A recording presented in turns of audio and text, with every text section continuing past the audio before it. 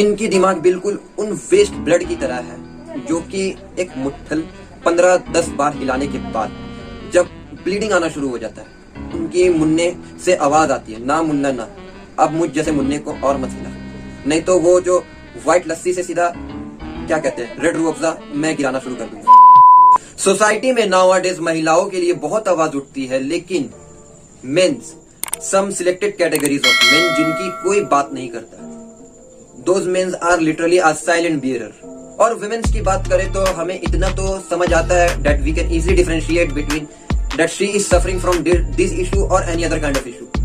और ये सिलसिला तब से शुरू हुआ था, ये स्टार्ट किया था राजा राम मोहन रॉय ने, जब उन्होंने एक जो सती प्रथा थी उसको खत्म किया, जब एक मृत हस्बैंड के शरीर के साथ एक जिंदा महिला को जलाया जाता था। तब से वुमेन के लिए आवाज उठती है और आज तक वो लोग हमेशा से सोसाइटी में अंडरडॉग रही हैं, उनके लिए आवाज कहीं ना कहीं उठती आ रही, वो लोगों की इवॉल्वमेंट होते जा रही है। और अभी की बात करूं मैं तो कई सारे महिला हेल्पलाइन भी हैं उनकी हेल्प करने के लिए, अगर किसी तरीके से इशू से गुजर रही हैं वो, या फिर कह सकता हूं कई तरह के ऑर्गेनाइजेशन जैसे फेमिनिज्म या फिर सूडो फेमिनिज्म आवाज उठाती है, जो कि सही भी है काफी हद तक। अगर वो किसी ट्रेजेडी में पड़ती है तो वो लोग उनके लिए हैं। बट वेयरएज आज भी सोसाइटी में कुछ cheap creep bullshit mentality exist करती हैं which need to get destroyed.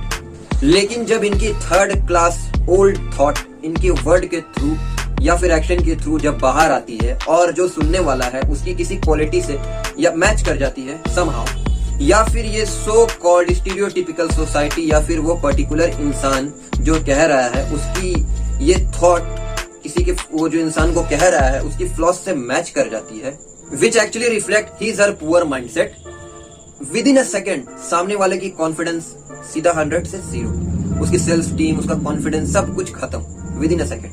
और वो सिर्फ वो एग्जैक्ट बाउंड्री ऑफ टाइम जिस टाइम में वो हो रहा है सिर्फ उस टाइम के लिए नहीं होता, वो इवेंट उसके सबकॉन्शियस माइंड में सीधा छप जाता है और ये लाइफ टाइम तक उसे ये एहसास दिलाती रहती है कि उसके अंदर कोई कमी है। आज मैं एक नहीं बल्कि 4-5 पॉइंट को एड्रेस करूंगा जिसकी कोई खुलकर बात नहीं करता, लेकिन अगर कोई भी मेन इस कैटेगरी में आते हैं या फिर इसे सफर करते हैं, मैं उनकी तरफ से आज इस बात को उठाना चाहूंगा।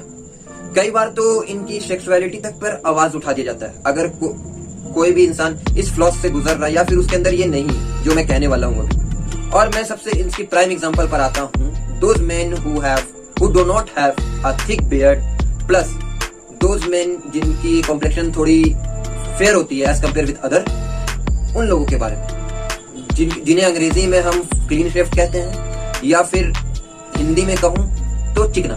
Sometime, but sometime actually many time they have to go through from these kind of comment like या टिकटॉकर लग रहा है, छक्का लग रहा है, he is not a men kind of guy, not my type, he is a boy, he is a boy kind of person, etc etc etc। समझ जाओ। Please tell me one valid point कि अगर किसी की beard नहीं grow हो रही है due to some genetical issue और any kind of different issue, कुछ भी हो सकते हैं, तो क्या तुम उस बॉय को, पर्टिकुलर बॉय को तुम छक्का या फिर गर्ल डिक्लेयर कर दोगे?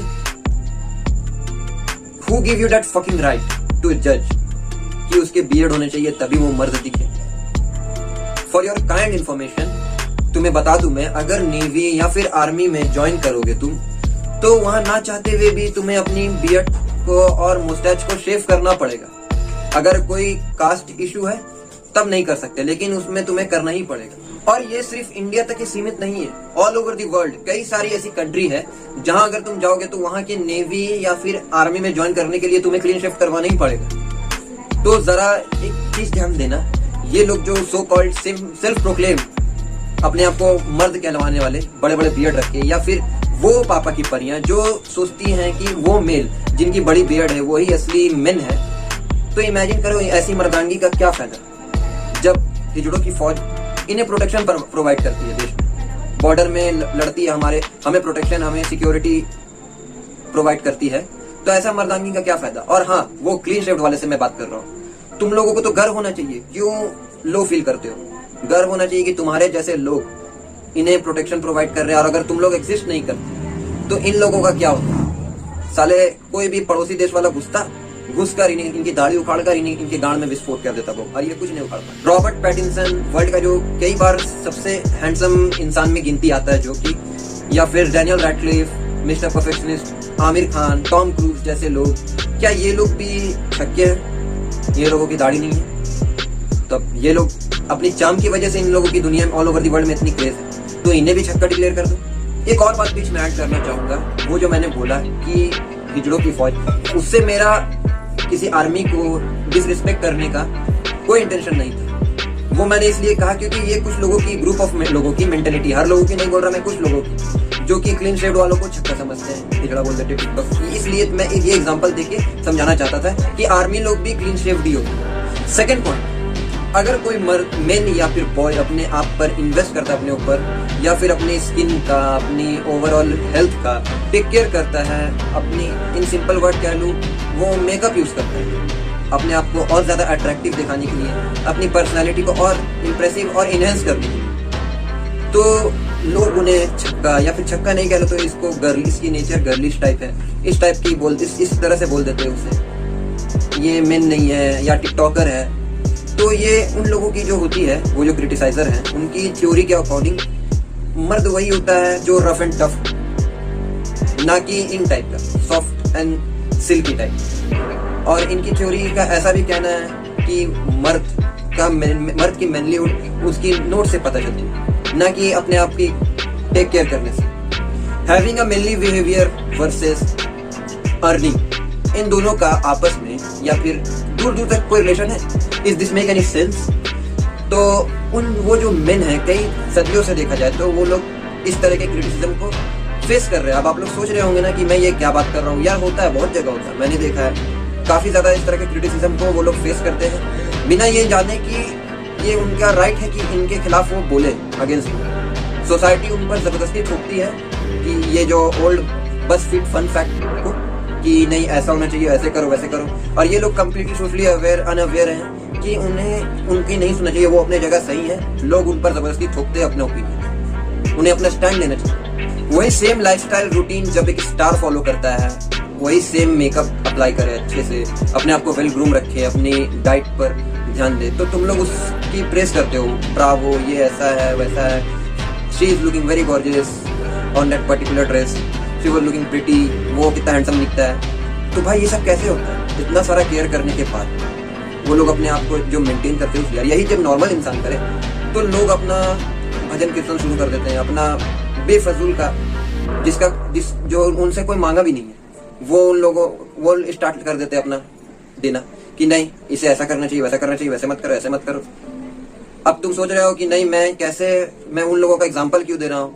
तो मेन स्ट्रीम स्टार का एग्जांपल देने का रीजन ये है, एट द एंड तुम ही लोगों ने ना उन्हें भगवान का दर्जा दिया आफ्टर भगवान, कि जो भी करते हैं वो लोग अच्छे, देख वीर ऐसा करता तो भी करती, दीपिका ऐसी करती, वरुण धवन रोड में बैठ के छोला भटूरा खाया, देख कितना डाउन टू अर्थ पर्सन, बात बात पर मतलब कोई मौका नहीं छोड़ते हो कि नहीं अगर कोई अच्छा करे तो भाई ये स्टार ने इतना डोनेट किया, भले तुम्हारे बगल वाले पड़ोसी वाले अंकल ने भी सेम काम किया, बहुत कुछ कर रहे हैं, तो उन्हें इतना क्रेडिट नहीं मिलता क्योंकि वो लोग लाइमलाइट में नहीं है, आम इंसान है ना, इसलिए स्टार का एग्जांपल देकर समझाना पड़ता है।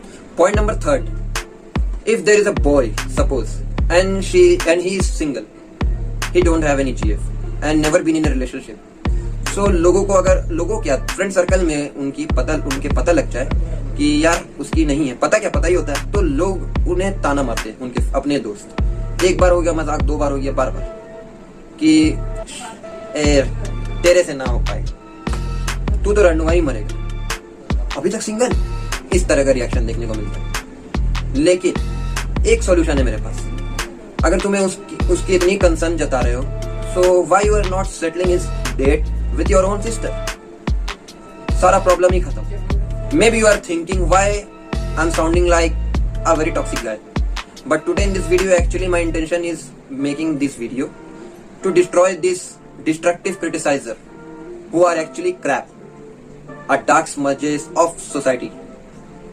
जरा सोचो, तुम जो वो लो आईक्यू भी हो सकता दिमाग कम हो, जिस लड़के को तुम बार बार उसकी मजाक उड़ा रहे हो, उसकी ले रहे हो कह के कि तू सिंगल है, तेरी गर्लफ्रेंड नहीं है, ये वो कहकर उसकी बार बार ले रहे हो, तो सोचो हो सकता है कि उसे कहीं ना कहीं अपने अंदर कुछ कमी महसूस होना शुरू हो गई कि यार मेरे में कोई कमी, इसीलिए कोई भाव नहीं देती, कोई पत्ती नहीं। हालांकि हो सकता है कि उसका लाइफस्टाइल बिल्कुल अलग है दुनिया से, उसे दुनियादारी से उसका गोल अलग है और प्रैक्टिकली कोई यूज या फिर यूज वर्ड मैं यूज नहीं करूंगा, उसका कोई काम ही नहीं है रिलेशनशिप में पड़ के। जरूरत क्या है, हो सकता है कि उसका लाइफस्टाइल बिल्कुल अलग हो, उसका गोल कुछ बड़ा हो, ठीक, तो उसे तुम डिमीन कर रहे हो, डिमोटिवेट कर रहे हो, उसे ट्रैक हिला दे रहे हो कहीं ना कहीं। यार एक बार तो ट्राई करते यार, एक बार के चक्कर में वो अपनी लगाते जा रहा लग और ज्यादा डिमोटिवेट होते जा रहा लाइफ। तो ये होता है नुकसान डिस्ट्रक्टिव क्रिटिसिज्म का। फोर्थ पॉइंट, मर्द को दर्द नहीं होता, मेन कैन नॉट क्राई।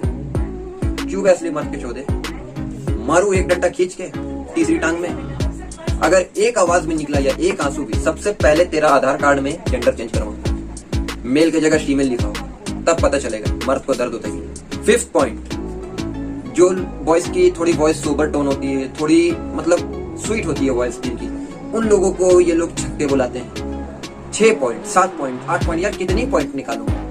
2-3 घंटा क्या 5, 10, 12 घंटा की वीडियो बन जाएगी तब तो। यार ये लोगों की प्रॉब्लम क्या है कि वो लोग बात बात में जेंडर चेंज कर देते लोग, ये सबसे बड़ी प्रॉब्लम है। इन सिंपल वर्ड, लोग जजमेंटल है सोसाइटी में, इन्हें जेंडर चेंज करने का बहुत शौक है। ये जो जजमेंटल लोग होते हैं, ये लोग इतने टॉक्सिक इसलिए है क्योंकि इन्हें हर कुछ अपने हिसाब से चाहिए। अगर कोई इंसान भीड़ से थोड़ा हटकर दिखता है, कुछ और है दूसरों के भीड़ के कंपैरिजन में उसके अंदर, या फिर थोड़ा अलग साउंड करता है, अलग अपीयरेंस उसका, तो लोग उसे जज करना शुरू करेंगे और उसे अपने रंग में ढलने की कोशिश करेंगे। और अगर उसने ना बोल दिया तो बैड कमेंट पास करेंगे, कुछ भी बोल देंगे, जो मुंह में आया हग दिया मुंह से। In a nutshell I just want to say don't get affected by these kind of people. इनके बुलशिट को उतना सीरियस मत लिया करो। इनका दिमाग पता है कैसे बना होता है? कभी कसाई खाने या बूचर स्लाउटर हाउस जो होते हैं, उनके बगल में जो गली होती है ना, वो गली में जब घुसोगे तो बहुत सारा टट्टी का पहाड़ होता है, और उन टट्टी में जो भिन्न भिन्न प्रकार की मच्छर मक्खी लगती है, वो जब मच्छर मक्खी एक जगह में बहुत ज्यादा मात्रा में हकती है, वो जो गू होता है टट्टी, वो इनके दिमाग में फिक्स होता है, इनके दिमाग उन्हीं से बना होता है। तो इनकी बात को उतनी सीरियस मत लिया करो। हाँ, अपना स्टैंड लो। अगर कोई कुछ बैड कमेंट पास करे तो तुम भी मुंह तोड़ जवाब दो। अगर ज्यादा तुम्हें वो इफेक्ट कर रही है अंदर, और कोई रिस्पेक्टेड पर्सन है या फिर तुमसे बड़ा है एज में, तो उन्हें मत सुन लो, बस ऐसे एक कान से सुनो दूसरे कान से उड़ा दो। इतना सीरियस इन्हें नहीं लेना, इफेक्ट नहीं होना है।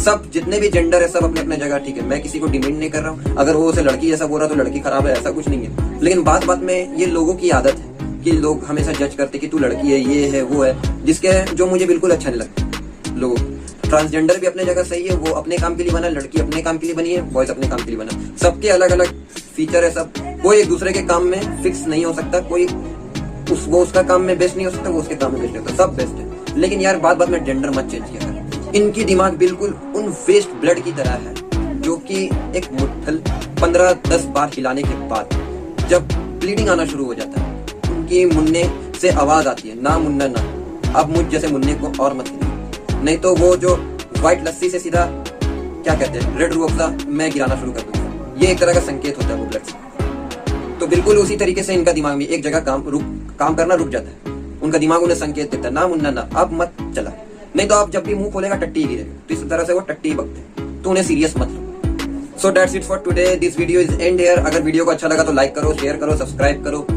और यार शेयर कब करोगे? ये लोगों की मानसिकता बिल्कुल उसी तरीके से नहीं बढ़ती है जिस तरीके से मेरे सब्सक्राइबर एक जगह आके रुक गए। अब तो मुझे उम्मीद भी नहीं है कि सब्सक्राइबर बढ़ेगी। 100 सब्सक्राइबर तो जैसे मेरे लिए क्या कहते हैं 1 लाख का जॉब पाने जैसा हो गया। यार प्लीज सब्सक्राइब करो वीडियो को, चैनल को सब्सक्राइब करो, लाइक करो, शेयर करो, घंटे को जरूर दबाना ताकि कोई भी नोटिफिकेशन मिस ना हो। और या दैट्स इट, और ज्यादा कुछ उम्मीद नहीं है, इतना ही कर दो बहुत। And for now signing off.